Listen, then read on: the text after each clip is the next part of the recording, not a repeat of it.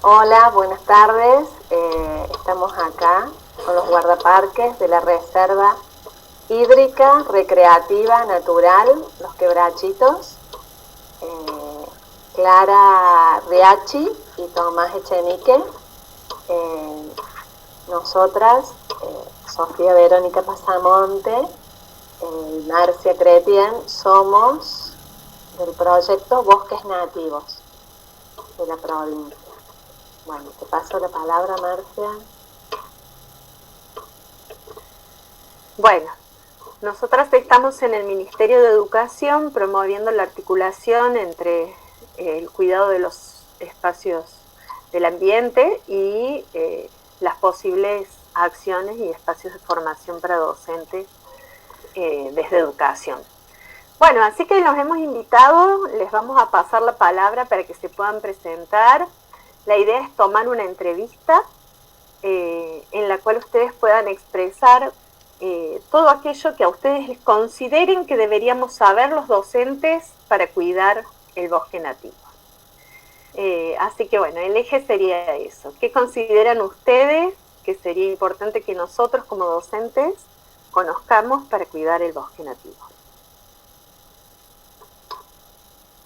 Bueno, muchas gracias Sofi y Marcia por el espacio y por la posibilidad también de poder transmitir estos conocimientos sobre el ambiente que si no por ahí quedan nosotros o en los profesionales de la conservación y lo importante que es que llegue justamente a quienes están con la importantísima tarea de formar distintos estudiantes, ¿no? En todos los niveles. Así que muchas gracias por ese espacio. Bueno, empezar contándoles en qué se enmarca todo esto del ambiente, ¿no? Actualmente hemos celebrado hace poco y celebramos la implementación de la sanción de la ley de implementación de educación ambiental integral en todo el territorio argentino. Es una ley que yo creo que es un territorio ganado, ¿no? Es una lucha ganada de hace muchos años de distintos profesionales de la conservación para que esto existiera. Le faltará muchísimo camino por delante, es muy nueva, pero está buenísimo y nos da un marco de acción para que llegue a todos lados, tanto en los espacios formales como no formales, la educación ambiental integral. Es la ley 27.621, que justamente tiene definiciones bastante interesantes que nos hacen pensar de otra manera qué es el ambiente y qué es la educación ambiental, desde un lugar transversal a todas las áreas, en las cuales hablamos con el objetivo de generar, de formar una conciencia ambiental en los estudiantes y las estudiantes. Hablamos de respeto a la diversidad cultural, hablamos del derecho a un ambiente sano, un ambiente digno, diverso, un derecho constitucional. Hablamos de sustentabilidad, de la articulación entre lo social, lo político, lo ecológico y lo económico.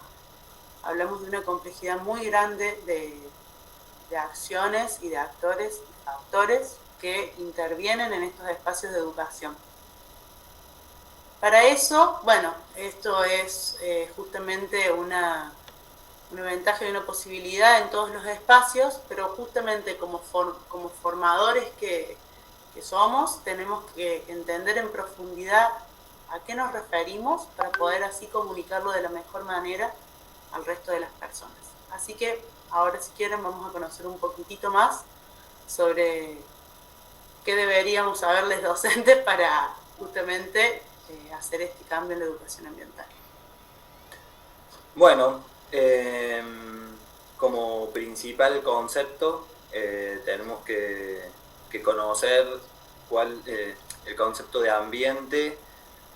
Si bien hay muchos conceptos, nosotros elegimos trabajar con la idea de que ambiente es el conjunto de todos los seres, ya sean vivos o no vivos, que están dentro de un ecosistema y que funcionan, se interrelacionan entre sí para poder mantener un equilibrio en el espacio.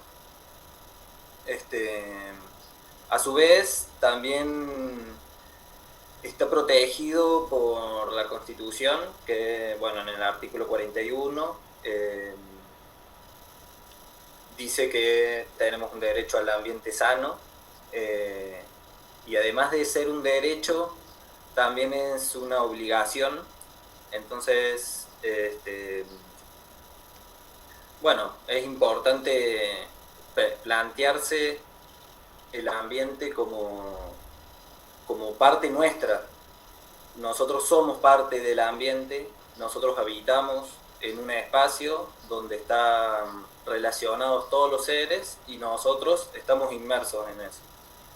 Entonces es importante plantearnos desde qué punto de vista o desde qué accionar vamos a hacerlo para con el ambiente, ¿no?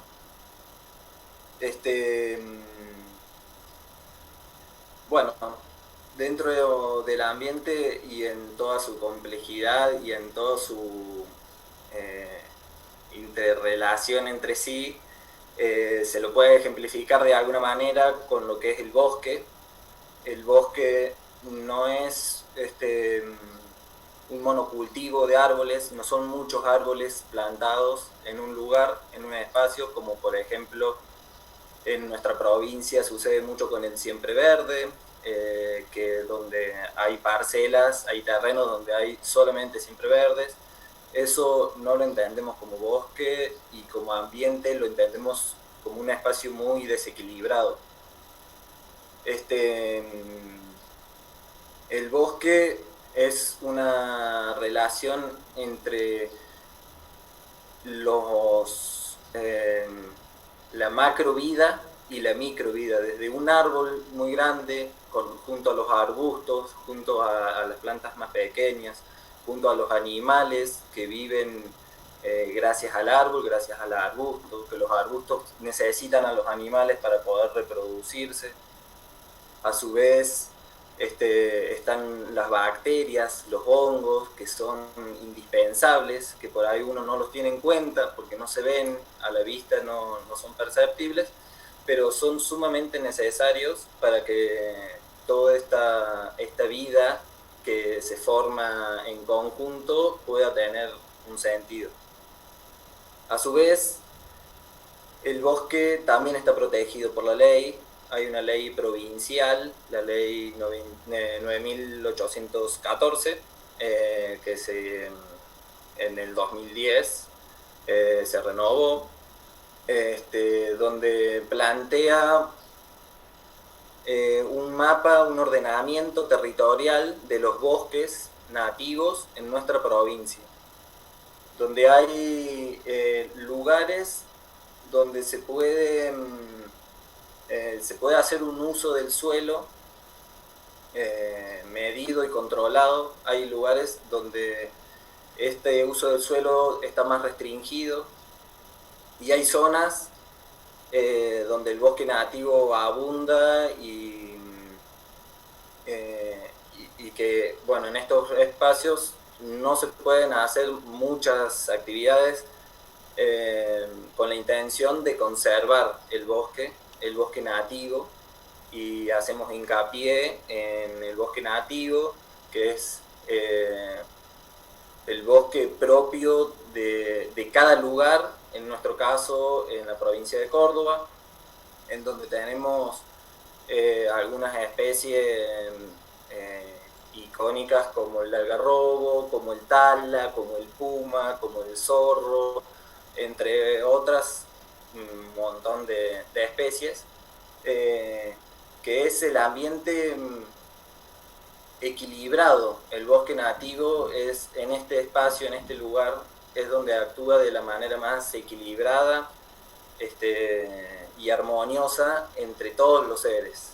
Y vuelvo a repetir, el ser humano está dentro del bosque nativo, somos parte del bosque nativo, y es importante tomar conciencia de qué hacemos y qué no hacemos dentro del bosque nativo para que ese equilibrio no se rompa y continúe dando vida a todos los seres, que así los necesitamos, ¿no?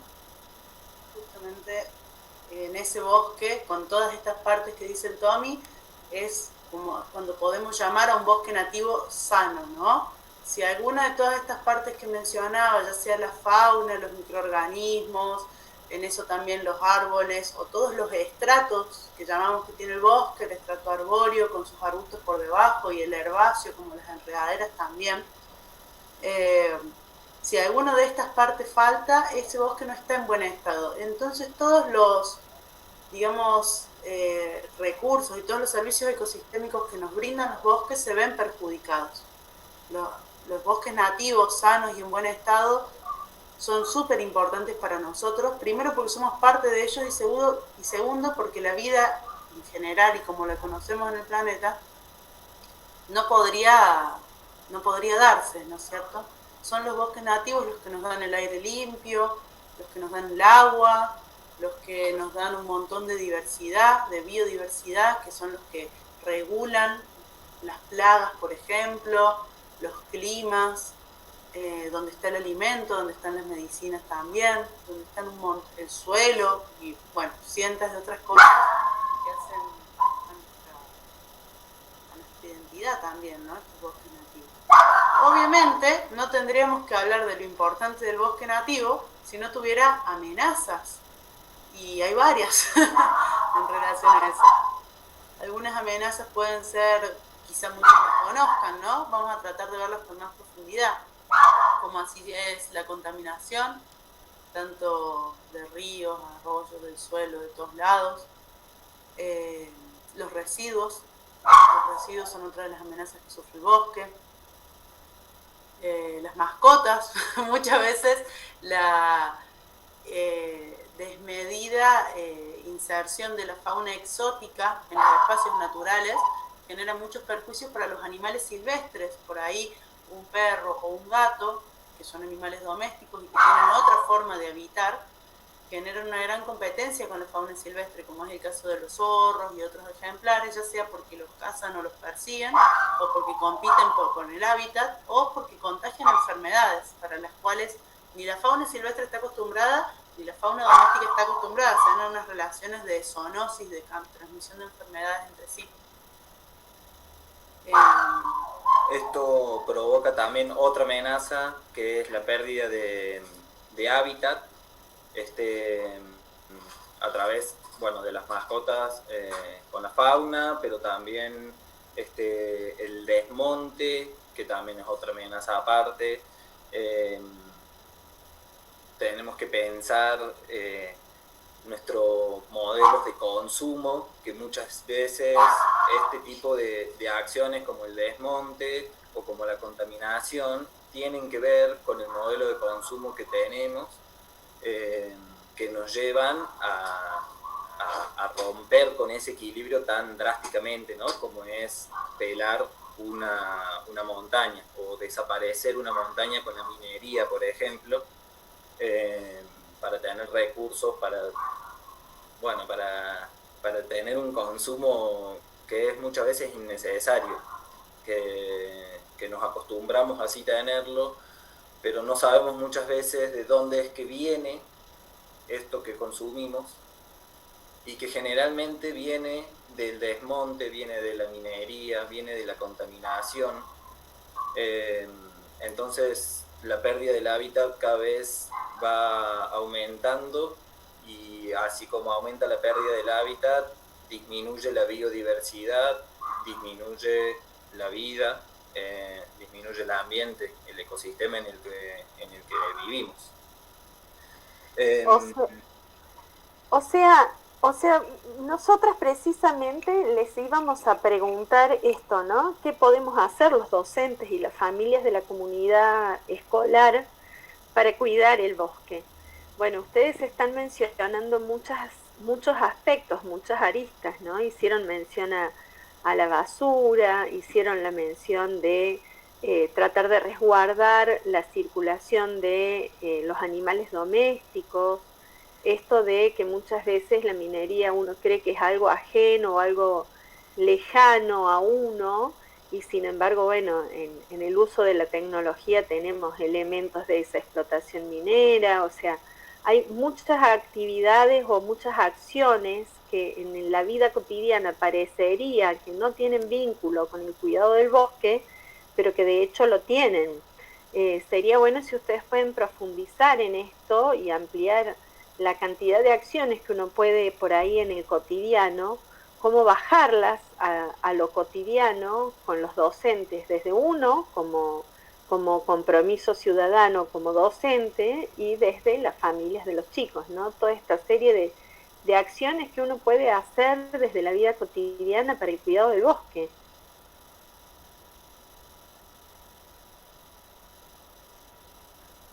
Ahí está. Como en lo más individual y personal está esta idea de la triple R, que es el reciclar, el reducir, primero en el reducir el consumo, lo que no podemos reducir porque es algo necesario para poder vivir, para poder estar sano, intentar de reutilizarlo en la medida de lo posible, quizás sí modificar el modelo de consumo para que lo que consuma se pueda reutilizar.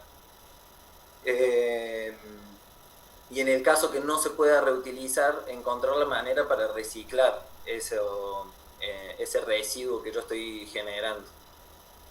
Eso lo podemos hacer desde nuestras casas, con la basura,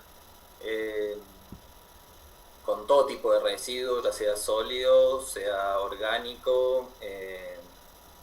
Bueno, después también eso lo podemos abrir quizás más en la comunidad del colegio, por ejemplo. Sería buenísimo que en todos los colegios se utilice, digamos, estos tres conceptos, no solo como aprendizaje para que cada estudiante lo lleve a sus hogares, a sus círculos, sino que dentro del colegio también se pueda lograr eso. Y yo creo que eso es un cambio bastante interesante, porque ya es una comunidad que está actuando en conjunto, digamos, que está actuando de manera unida, participativa, digamos. En relación a las mascotas y demás cuestiones que nombrábamos, la tenencia del responsable de mascotas, ¿no? Cada uno, ya sea desde su casa, con sus propios animales, así como campañas a nivel más global, de distintas cuestiones, pero aparte por un cuidado a la propia mascota y por un cuidado a la fauna silvestre, ¿no? Que está cada vez más diezmada por la cacería, por la pérdida del hábitat y por cientos de otras cosas más. De hecho, en Córdoba tenemos muchas especies amenazadas y en peligro de extinción, ¿no? Como muchas extintas. Una amenaza que, volviendo un poquito al tema anterior, una amenaza que queríamos charlar y que creemos que es bastante importante es la presencia de especies exóticas, ya sean de flora como de fauna. El tema de la mascota entra por ahí en este otro tema también, porque son especies exóticas, pero hay muchas especies que se desarrollan naturalmente, que el ser humano no lo lleva en el momento. Por ejemplo, si hablamos de fauna, puede ser el jabalí que está en el monte de una manera salvaje, digamos. En la flora está el siempreverde, que lo habíamos mencionado hace un rato, que compiten mucho, tanto la fauna como la flora compiten muchísimo con las especies nativas y se destacan por un crecimiento muy rápido, ya sea en la fauna, en la reproducción, digamos, como en la flora, también en la reproducción, en un crecimiento muy, muy, muy grande. Que son especies que por ser foráneas, por venir de otro lado justamente, digamos, siempre hay como una cosa de odiar a las exóticas, y no es tan así, simplemente son plantas o animales, son ejemplares, individuos que se trasladan de su lugar de origen y que tienen otras formas de vincularse con el entorno. Por lo general proliferan tanto porque por ejemplo, vinieron desde otro lado, la mayoría de las veces traídas por los seres humanos, en realidad casi todas las exóticas son traídas por los seres humanos, y no vinieron con sus depredadores naturales. Esto que charlaba Tommy al principio, ¿no? De un equilibrio en el cual hablamos de redes tróficas, de sucesiones ecológicas y de un montón de cosas. Si alguno de los eslabones de esta red trófica, de esta red alimentaria, falla, nosotros decimos que es una red porque creemos que no es lineal, que los procesos ecosistémicos son circulares justamente, son una red, una gran red, y si alguno de estos eslabones falla, hay poblaciones que empiezan a superpoblar, digamos, una zona, una región, y empiezan entonces a demandar más recursos para sobrevivir, ya sea de agua, de luz, de suelo, de alimento, de territorio, en todos los sentidos. Entonces, justamente ahí se da un desequilibrio. No significa que el jabalí sea un malo, digamos, o el siempre verde por ahí. Sí, está bueno entender la problemática que implican las especies exóticas, que son la segunda causa de pérdida de biodiversidad a nivel mundial. Es muy grande, ¿no? Después de incendios, desmontes y demás,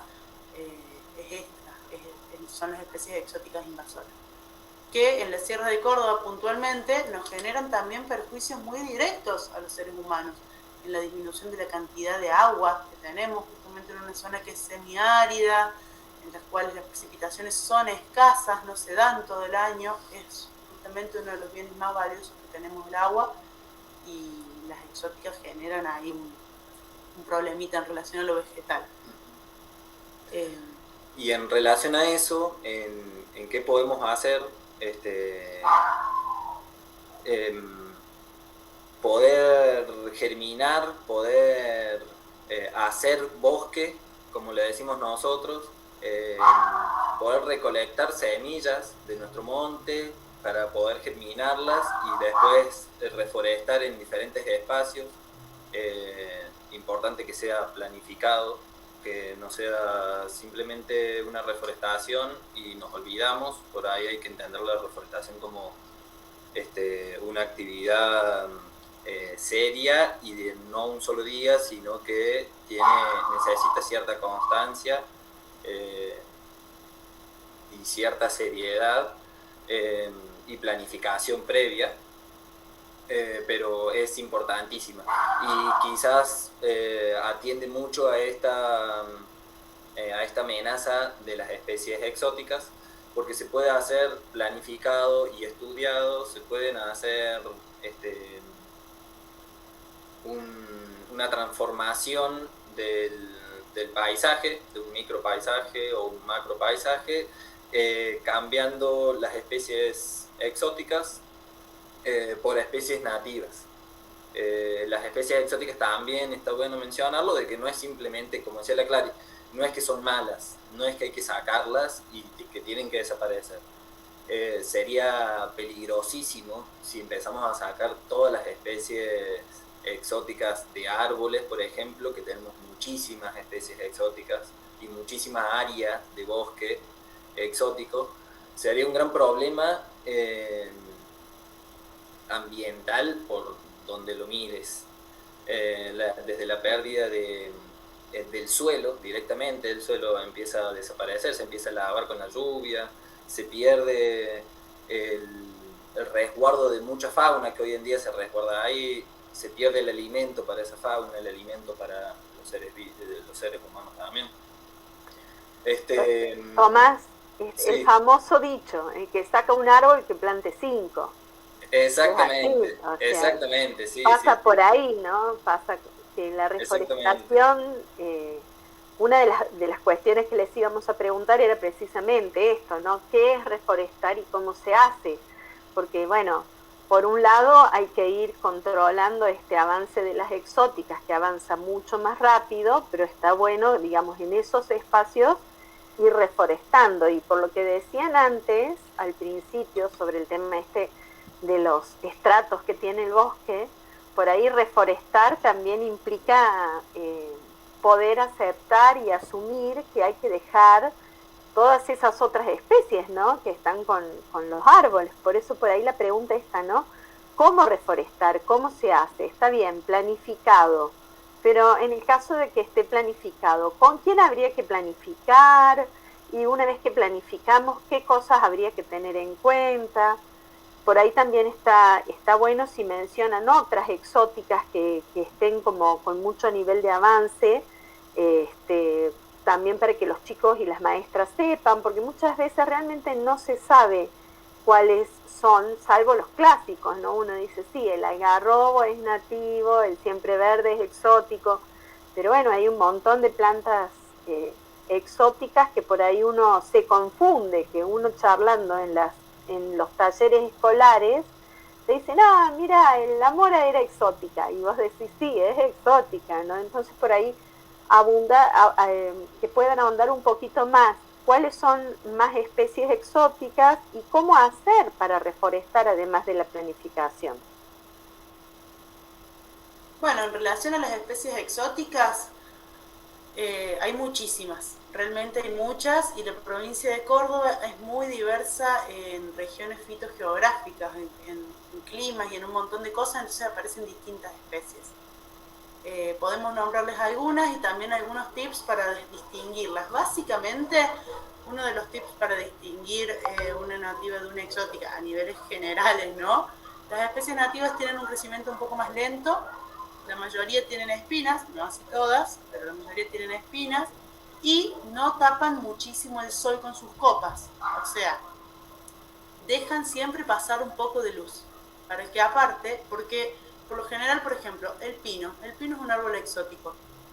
Los pinares de Calamuchita, debajo de un pinar no crece nada, justamente porque no pasa la luz, porque tienen un montón de resina en sus hojas que dejan caer hacia el suelo, y en cambio, bajo un bosque de manzano del campo, que es una especie nativa, pasa muchísima luz, porque justamente el bosque nativo, como decía Tommy, está constituido por varios estratos, por los yuyos, por los arbustos, por las enredaderas y un montón más, que son el refugio de la mayoría de nuestra fauna también, ¿no? Entonces tienen que permitir eso. Alguna de las otras exóticas que se ven mucho es el grateus, o piracanta o cotoneaster, que son esos de pelotitas rojas que se usan mucho en los cercos. Otra exótica puede ser la acacia negra, que tiene una espina gigante. El olmo, la mora, el olmo, el álamo, que muchas veces por ahí son árboles que se los utiliza como cortinas forestales. El eucalipto, claro. Que crecen muy, muy rápido y en tamaños agigantados. El eucalipto, por ejemplo, crece mucho, y esto ocasiona, además de a nivel ambiental, digamos, lo que hace en el suelo con el agua, que consume mucha agua y demás, presenta un riesgo para la vida humana y para el resto de los animales en realidad también, porque son árboles que tienden a caerse, a quebrarse, porque son más frágiles, porque crece rápido, pero eso significa de que no tienen una contención de raíz, tan clara, tan fuerte. Además, los frutales, estamos muy acostumbrados, ¿no? En esto también, van a ver que todo el tiempo que hablamos se van interrelacionando cosas, porque justamente el ambiente y la educación ambiental es transversal a todo, y todo lo que estamos mencionando parece un cambalache de cosas, pero todo tiene que ver. Estamos muy acostumbrados a un modelo de consumo en el cual la fruta que se come es o la banana, o la naranja, o la mandarina, o la manzana y demás. Son la mayoría de todas estas frutas convencionales que solemos comer, son exóticas, son foráneas, vienen de otro lado y también generan alteraciones, si bien no son tan invasoras como las que veníamos nombrando. En algunas zonas, por ejemplo en la reserva de los Perachitos, donde nosotros nos trabajamos, se están notando que se está dando muchísimo en la zona del río, y también tienen las mismas características que las especies exóticas a nivel general. Dentro del bosque nativo tenemos un montón de frutales.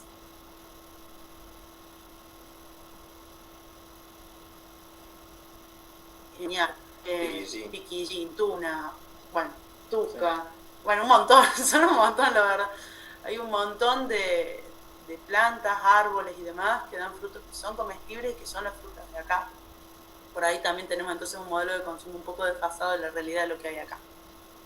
Y en relación a lo que preguntabas, Marce, sobre las reforestaciones y demás, algo importante y por lo cual no es indistinto que empecemos esta instancia hablando de ambiente, es justamente entender la complejidad que es dejar de pensar que el bosque nativo son solo los árboles, dejar de pensar que el ambiente es o el ambiente natural o el ambiente social y que son cosas disociadas, entender que es todo una unidad, y justamente se deposita muchísimo en esto de las reforestaciones por la idea de plantar un árbol, que está buenísimo, pero si nosotros plantamos solamente árboles, no tenemos un bosque, tenemos un monocultivo de árboles. Y está bueno entender que entonces un bosque sano necesita de todo el resto. Cuando vamos a pensar en reforestar, también tenemos que pensar en eliminar las presiones por las cuales perdimos ese bosque, ¿no? Todas estas amenazas. ¿Qué pasó? ¿Hubo un incendio? Bueno, dejemos que el bosque se recupere, no vamos, hubo una gran campaña posterior a los incendios del año pasado de salir a reforestar, o de las bombas de semilla y demás. Son acciones que quizás lo ideal es no hacerlas al principio, porque es una zona muy sensible donde ha pasado un incendio, donde ha pasado una máquina, lo que sea, son zonas sensibles en las cuales hay que dejar y entender que el bosque tiene estrategias mucho anteriores a que nosotros apareciéramos, las cuales tienen los mecanismos para recuperarse por sí solo. No significa que no tengamos que hacer algo, ¿no? La mayoría de estas amenazas que nombramos son antrópicas, son causadas por los seres humanos. Y eso es muy loco, porque estamos prácticamente complotándonos contra nuestro sustento, ¿no? Y en eso sí tenemos que hacer algunas acciones, disminuyendo las presiones que hay en especies exóticas, sacarlas. Si necesitamos leña, elegir usar leña de exóticas y no de nativas. A la hora de reforestar, de todas formas está bueno reforestar en algunas zonas y son instancias muy útiles para sobre todo la educación ambiental. No significa que hacer conservación sea reforestar, no, es mucho más complejo, como vimos, esas amenazas, y vamos a seguir contándoles de otras medidas con respecto a eso. Pero en relación puntualmente a la reforestación, existen algunos conceptos o líneas de estudio que hablan de las restauraciones ecológicas, que hablamos de cómo restaurar todo ese ecosistema y sus funciones ecológicas. Por lo general está bueno que cualquiera en esto de que es muy transversal e interdisciplinario el ambiente, está bueno que sea integrado por la mayor diversidad de personas posibles. Y no solo hablo de gente formada con un título y demás, sino la comunidad local, quien vive hace muchísimos años ahí históricamente, biólogos, ingenieros agrónomos, guardaparques, geólogos, puede ser cualquiera que pueda aportar su parte para armarlo de la mejor manera. Sí, recordando, como decía el Tommy, que no es plantar el árbol y sacarme la foto, después tengo que ir a regarlo, tengo que ver que no lo pisen, que no lo corten con la motoguadaña, ver ese lugar. Pero sí, está bueno, hay que planificarlo y entender que para disminuir las problemáticas ambientales también tenemos que pensar en la prevención de incendios, también tenemos que pensar en el cuidado del agua, en cómo nos vinculamos con el ambiente, en un ordenamiento territorial, como decía el Tommy, en cuestiones más serias también, como son replantearnos el modelo de consumo que tenemos, generar espacios de discusión y de participación sobre estas problemáticas ambientales para involucrarnos, para generar una ciudadanía ambiental comprometida, ¿no? Que así como decíamos al principio, es un derecho para todos y todas los habitantes del territorio argentino, el derecho a un ambiente sano, pero también tenemos la obligación de ejercer ese derecho y de protegerlo. Y bueno, desde muchas otras maneras, que capaz alguna me estoy olvidando. Quería hacer hincapié en el ordenamiento territorial. Es algo que la provincia lo necesita, a nivel legal se lo debe a la provincia, pero creo que justamente desde el pueblo, desde la comunidad, es que se tiene que ir haciendo cargo, digamos, de este ordenamiento territorial. Y si hablamos de reforestación, es importantísimo llegar a un acuerdo entre toda esta gente que decía Clara, toda la gente que habita el espacio, llegar a un acuerdo de cómo vamos a habitar ese espacio para ver cómo vamos a accionar en una reforestación. es importante plantear, bueno, acá vamos a hacer una reforestación y en este lugar entonces vamos a dejar que el monte se recupere, dándole también una mano con estas especies que le estamos brindando.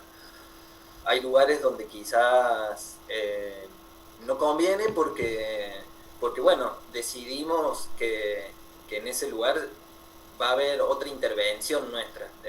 Quizás se habite más ese espacio, entonces capaz es gastar energía y gastar recursos de la naturaleza, como son las semillas, como son las plantas, en un lugar donde no sabemos a ciencia cierta si va a sobrevivir lo que estamos plantando. Entonces es importantísimo ponernos de acuerdo, el ordenamiento territorial y la participación de la comunidad. Eso es súper importante, abrir el diálogo y la discusión para tomar decisiones del lugar donde habitamos, cómo queremos habitarlo, y con la conciencia o generando esta conciencia ambiental que bueno, es también súper necesaria. Cada vez nos damos cuenta que el ambiente lo dejamos de lado y que lo necesitamos y que nos necesita, justamente como decimos, que estamos en una red, lo necesitamos al ambiente para vivir y el ambiente nos necesita para que pueda seguir la vida.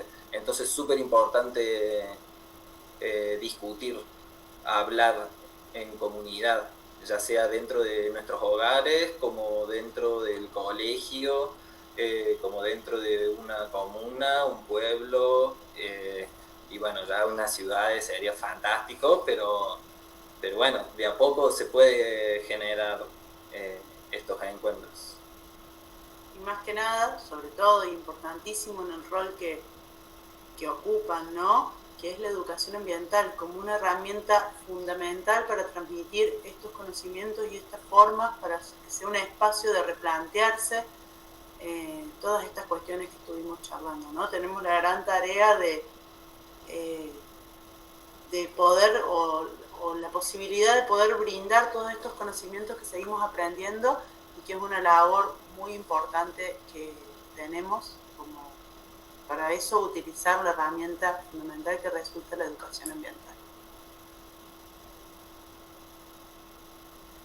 Bueno, chicos, muchísimas gracias. La verdad que ha estado más que rico todo lo que hemos conversado. Deja un montón de aristas para profundizar, millones de aristas. De cada cosa podríamos hacer una charla o un taller. Se me ocurren varias que las tiro así como para dejarlas en agenda, ¿no? Decir, bueno, cuándo se cosechan las semillas, cómo se siembran esas semillas, qué especies van asociadas a cada árbol.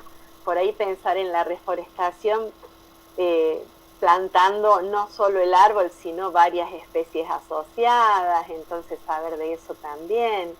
En esto del cuidado del ambiente y lo último que cerrabas vos, Clary, hace poco, bueno, tuve el privilegio de estar en una charla y bueno, esto de que muchas veces el tema del calentamiento global y el dióxido de carbono y qué sé yo, y qué es lo que emana uno y en realidad es lo que uno le está restando al ambiente, o sea, es la falta de el equilibrio por la disminución de los bosques nativos más que lo que uno está generando como sociedad. Las dos cosas son importantes, pero bueno, en la charla el comentario era que por ahí es más importante no solo disminuir la emisión de gases tóxicos para el ambiente, sino promover más ambientes y más territorios cada vez más amplios que nos permitan limpiar este desastre que por ahí esta civilización ha generado en este momento. Pero bueno, riquísimo el aporte. No sé vos, Sofi, si querés agregar algo, replantear algo. Coincido que aparecieron como varias aristas, varias puntas para seguir escuchando, y se me ocurrían temáticas también para sumar así el tema del agua, el tema puntualmente de la basura y las 3 R, como bien práctico en educación ambiental, tema de las nativas específicas de Córdoba. Bueno, como que me vinieron muchas ganas de seguirlos escuchando y profundizar otros temas. Estoy muy agradecida, muy claro, bueno, sin palabras. Gracias. Bueno, muchas gracias a ustedes. ¿Tendremos que hacer más? Sí, seguro. Está buenísimo. Sí. Sí. Una buena manera de poder llegar y de poder difundir la mayor información que se pueda de esta manera tan amorosa que es con ustedes que lo llevan a la práctica. Porque yo creo que la idea de saber tiene que siempre ir de la mano con hacer la práctica. Así que bueno, está buenísimo eso. Gracias. Bueno, gracias a ustedes. Y bueno, para otras veces siempre pueden consultarnos, lo que sea. Nosotros siempre estamos abiertos a poder aportar en lo que podemos para, bueno, lograr este equilibrio que se merece el ambiente, ¿no? Bien. ¿Dónde se los encuentra, chicos? ¿Dónde se los puede buscar para charlar con ustedes? Bueno, nosotros somos guardaparques de la Reserva Los Quebrachitos, que es en Unquillo, en las Sierras Chicas, en el corredor de Sierras Chicas, donde está por ahí la Capilla Bufo, no sé si conocerán.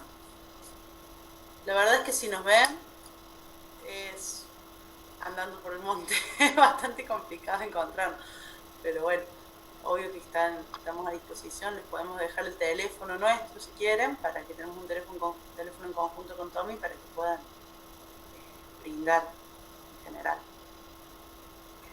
Bueno, buenísimo, lo ponemos después en el pie del video. Dale. Bueno, chicos, muchas gracias. Vamos a ir cerrando, nos despedimos, así también en los términos tecnológicos esto es más fluido, si no es mucho más extenso.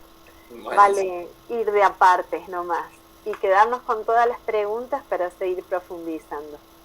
Gracias. Bueno, chicas, muchas gracias. Muchas gracias. Un gusto. Beso. Adiós. Hasta luego. Chao. Beso.